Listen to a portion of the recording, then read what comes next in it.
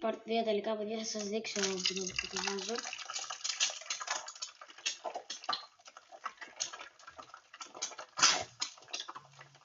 Θα χαμηλώσω για τη φωτιά, επειδή είχε ζεσταθεί πολύ πριν.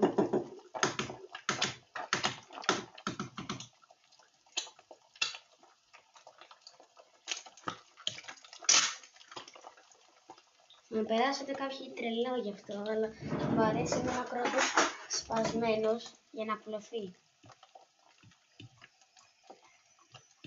Μες στο πρώτο που έβαλα είχε σπάσει ήδη, έτσι πως το άνοιξα. Το άνοιξα, πως το έσπασα. Να πετάξω τώρα αυτά. Θα βάλω και τα χέρια μου. Θα τα πούμε τώρα στο part 3. Δεν την κλείνω, δεν θα τα κλείσει μόνο.